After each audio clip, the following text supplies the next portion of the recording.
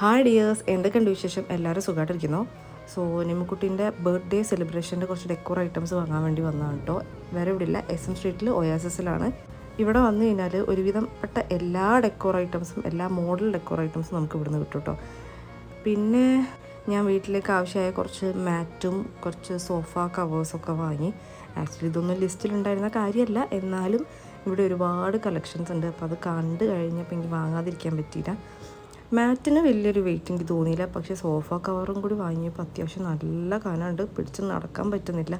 നിമ്മക്കുട്ടി ഉറങ്ങിയതുകൊണ്ട് ഏട്ടൻ എടുത്തുകൊണ്ടിരിക്കുകയാണ്, അതുകൊണ്ട് തന്നെ ഇപ്പോൾ ആൾ എണീച്ചിട്ടുണ്ട്. ഇനി മെല്ലെ സാധനങ്ങൾ ഏട്ടനും മോളെ ഇങ്ങോട്ടും വാങ്ങി നമ്മൾ എക്സ്ചേഞ്ച് ചെയ്യാമെന്ന് വിചാരിക്കുന്നു. നോമ്പ് സമയം ആയതുകൊണ്ട് തന്നെ SM സ്ട്രീറ്റിൽ നല്ല തിരക്കുറവാണ് കേട്ടോ. പൊതുവേ ഇങ്ങനെയല്ല, കാല് കുത്താൻ സ്ഥലം ഉണ്ടാവാറില്ല, അത്രയ്ക്ക് തിരക്കാണ് ഉണ്ടാവാറ്. ദെൻ കമ്മലിൻ്റെ ഏരിയയിൽ പിന്നെ എപ്പോഴും തിരക്ക് തന്നെയാണ്. അങ്ങനെ നടന്നുകൊണ്ടിരിക്കുമ്പോഴാണ് ഈ ഒരു ബെഡ്ഷീറ്റിൻ്റെ ഏരിയ എൻ്റെ കണ്ണിലുടക്കിയത്. പിന്നെ ഒന്നും നോക്കിയില്ല, ഒന്ന് രണ്ട് ബെഡ്ഷീറ്റും കൂടി അവിടെ നിന്ന് അങ്ങോട്ട് വാങ്ങിച്ചു. ഈ പാത്രം നല്ല രസമില്ലേ കാണാൻ വേണ്ടിയിട്ട്, നല്ല ക്യൂട്ടായിട്ടുണ്ടല്ലേ. ഞങ്ങൾ ഉച്ചൻ്റെ മുന്നേ ഇറങ്ങിയോണ്ട് തന്നെ ലഞ്ചൊന്നും കഴിച്ചില്ല. സോ എല്ലാവർക്കും നല്ലോണം വിശക്കുന്നുണ്ട്.